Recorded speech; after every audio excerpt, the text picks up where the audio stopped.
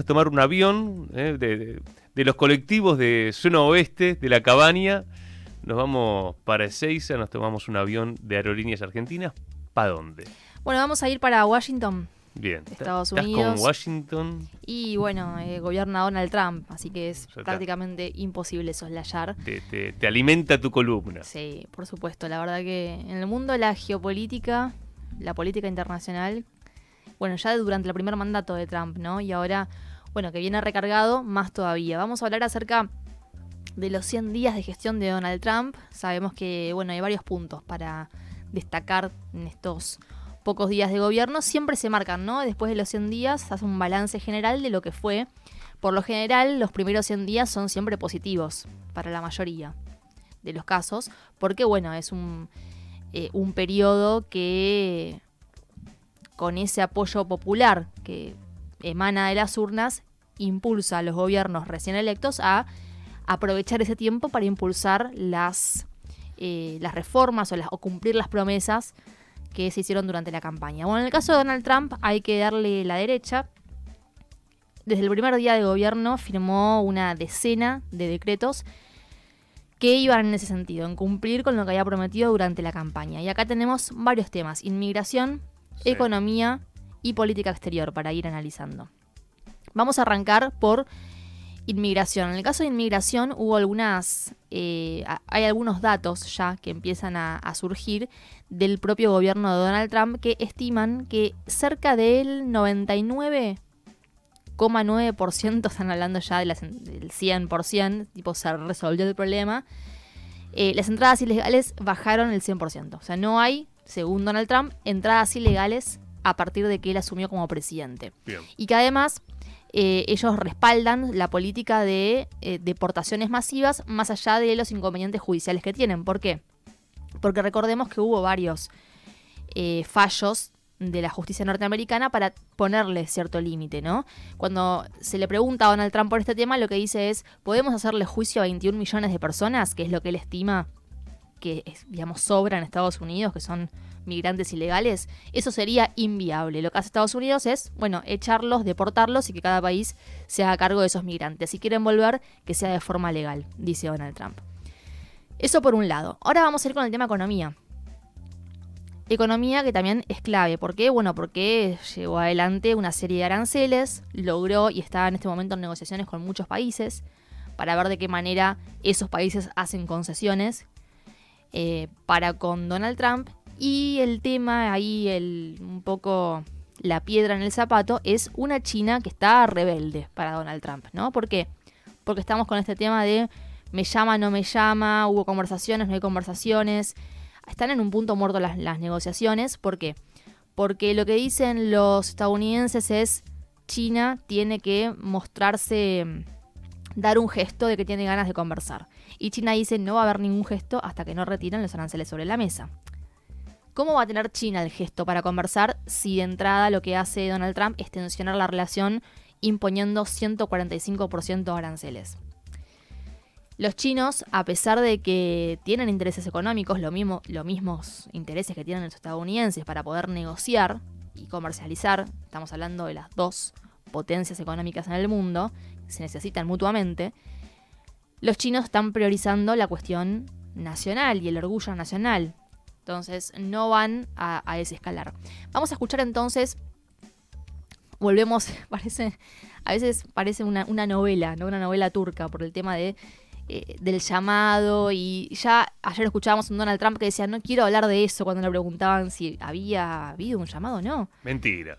Claro. Dijo, ¿no quiero hablar de eso? No quiero hablar del Como tema. con el corazón roto. Claro, como viste, estuvo esperando y no pasó. Entonces ahora, claro, como no le conviene estratégicamente para su Está discurso interno, deshojando margaritas. y está esperando. Y bueno, Xi Jinping está en otra. Xi Jinping aparte está organizando lo que va a ser un gran acto el 1 de mayo. Va a estar el 9 de mayo en Rusia, celebrando los 80 años de la victoria de los aliados sobre los nazis. Bueno. Busquemos por favor, Maldonado, para el viernes, Maldonado, Vitar, imágenes del 1 de mayo de China. Sí, Tengo por mucha favor. expectativa en ver ese acto. Vamos a escuchar a Scott Bessent, porque le preguntan a Trump dice no quiero hablar del tema, le preguntan a Scott Bessent y esto dice el secretario del Tesoro. Perdón, el contexto es rueda de prensa todos los días. Todos los días sale a hablar Trump. Sale a hablar Trump o los asesores más importantes. Siempre hay declaraciones. Esto es en Washington. Sí, bien. En la Casa Blanca. Scott Bessent es el secretario del Tesoro, que es el que fue a negociar los minerales críticos a Ucrania, el que vino a respaldar a Milei a la Argentina. Estuvo hace poquito acá y ahora, bueno, estaba allí en Washington, le hacían algunas preguntas y esto pasaba. A ver. Los chinos siguen diciendo que Estados Unidos y China no están involucrados en ninguna consulta ni negociación sobre aranceles. Usted dijo recientemente que ha hablado con su homólogo, pero más sobre, cito, temas tradicionales como la estabilidad financiera. ¿Podría aclarar si la administración está hablando específicamente con Beijing sobre los aranceles o no? Bueno, no vamos a hablar sobre quién está hablando con quién, pero creo que, con el tiempo, veremos que los aranceles chinos son insostenibles para China. Bueno, claro, porque China también impuso aranceles del 124%, si no me equivoco. Sí.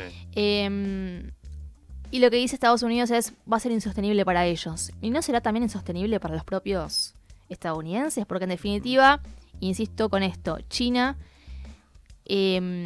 es un proveedor a nivel mundial de muchos productos terminados. Claro. Entonces, hay mucha demanda. Hay clientela interna. Claro, hay muchas empresas que le compran a China para después revender internamente. Con lo cual, si no hay productos chinos, no hay producción estadounidense en el corto plazo porque no se puede reemplazar. Puede iniciar un proceso y esto puede ser útil en cuanto al objetivo que tiene Trump de reindustrialización, sí, pero va a llevar su tiempo. Y mientras tanto, ¿qué pasa? Bueno, está el tema del medio de la inflación, que es el monstruo, ¿no?, que aparece para muchos estadounidenses que ya empiezan a desconfiar de un Donald Trump que parece bastante errático, ¿no? Porque esto de decir una cosa, cambiar de idea y al día siguiente desdecirse, decir que un día va a haber aranceles de tanto y al día siguiente no, en realidad los vamos a sacar. Me llamó Xi Jinping y al final de eso no quiero hablar porque lo desmiente la propia China. Digo, está bastante ambiguo un Donald Trump que intentaba mostrarse como un presidente que iba a hacer lo que no se había hecho en 4 años porque gobernaba un inútil, como le dice Donald Trump al expresidente Joe Biden. Pero bueno, el tema de la inflación es un tema recurrente y es una preocupación además entre los estadounidenses que ya están viendo cómo van subiendo algunos precios ante la especulación de que, bueno, se corta el ingreso de productos chinos y como no hay reemplazo, bueno, aumentan los precios porque los productos chinos van a seguir ingresando, solo que más caros. O sea, no es que de repente se termina la relación comercial. No, se encarece simplemente.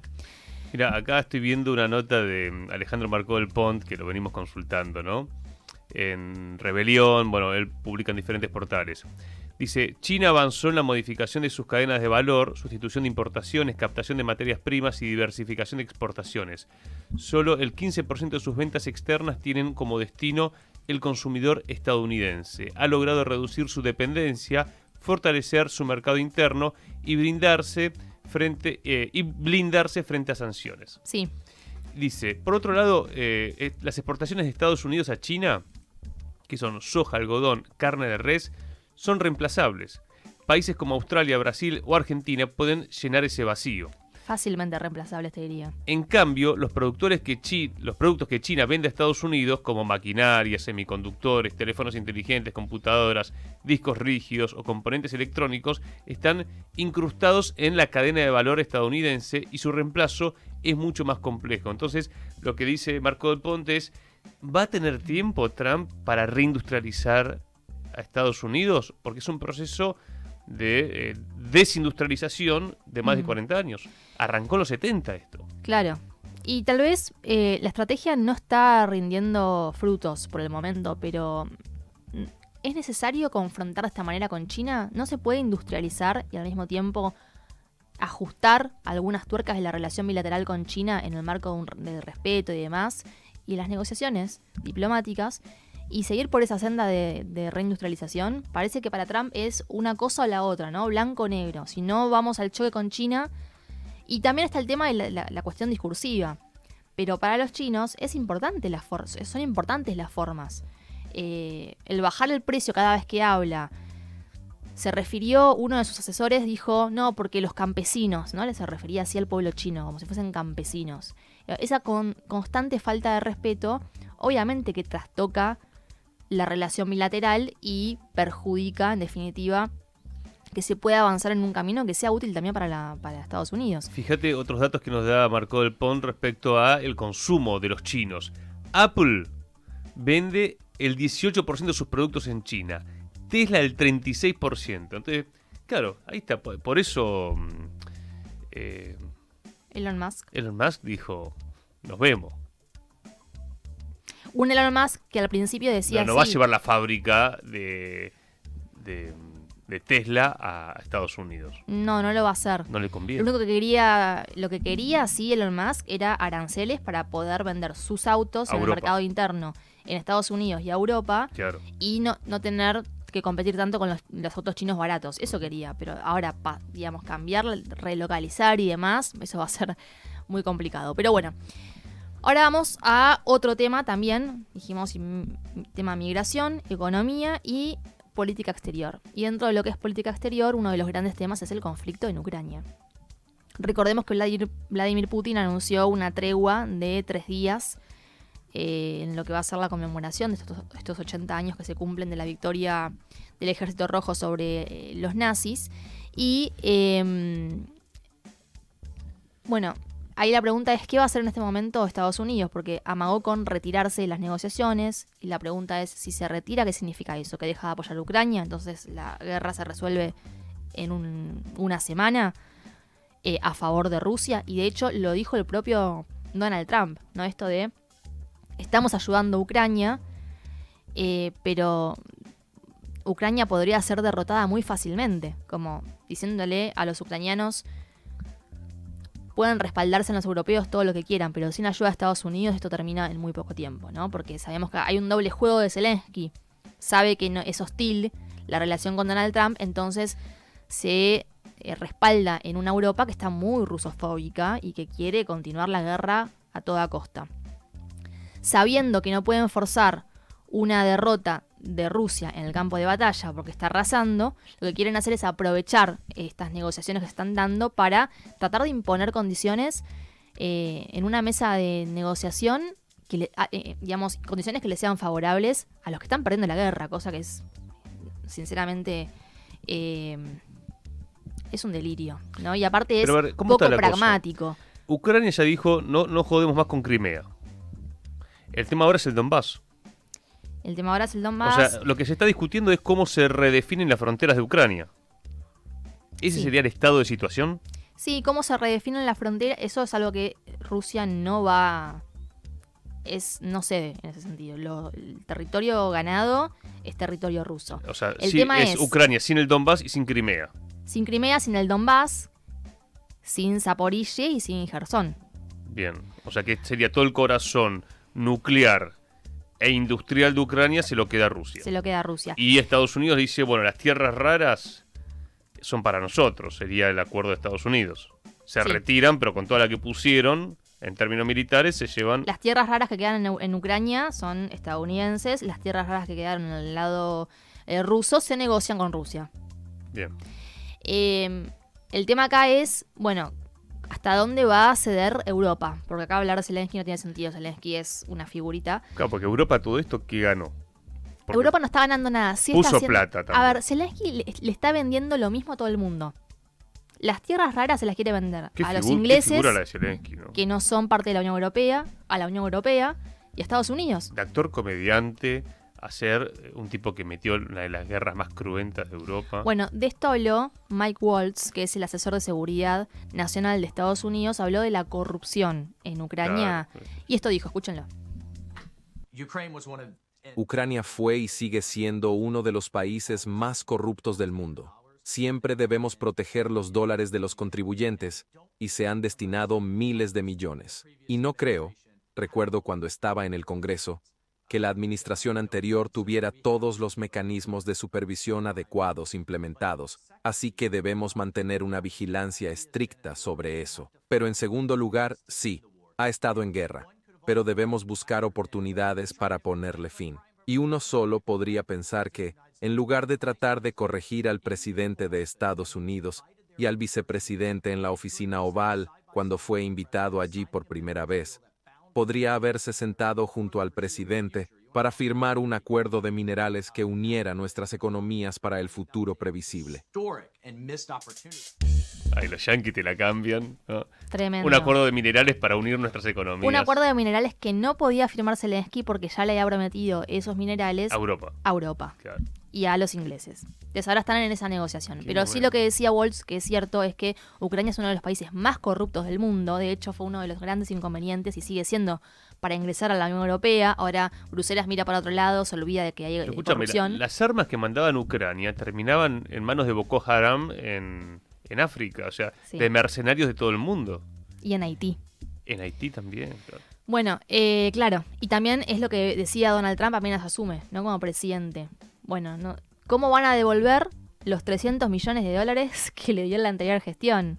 ¿Cómo No. van a hacer? ¿300 millones o 300.000? 300.000 millones. Claro, claro. 300.000 millones de dólares. ¿Cómo los van a devolver? Es imposible. Es decir, Tienen que a Macri le darle el pusieron- país así en bandeja, A básicamente. Macri el FMI le puso 50.000 millones Claro, y no. ahora 20.000 más. 300.000 millones Claro. que entiende Estados Unidos, Donald Trump, no Estados Unidos. Donald Trump entiende que no fue un regalo, no fue una dádiva, Sí, sí, es sí, sí. algo que se tiene que devolver de alguna manera. Por eso intenta ir adelante con en la negociación por los minerales. Ley, el 9 de mayo es una fecha muy, muy importante. Tenemos corresponsal, ya tenemos una llamada coordinada para este viernes, 2 de mayo, con Gaby Manso, que es compañera de la radio, que está en Moscú.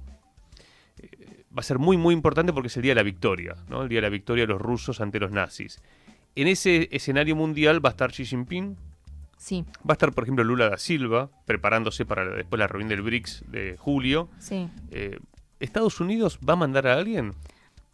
No creo. No creo, igual me parece que el eje va a ser, sobre todo que esté China, porque quieren poner el foco en los países que Occidente históricamente intentó invisibilizar. Claro. Por un lado, Rusia, obviamente, los soviéticos, pero también China. Aparte de la verdadera historia, ¿no? China se tuvo que bancar la invasión de los japoneses. China perdió, entre China y la Unión Soviética, fueron los pueblos que más hombres, mujeres, niños pusieron, ¿no? Para vencer a los...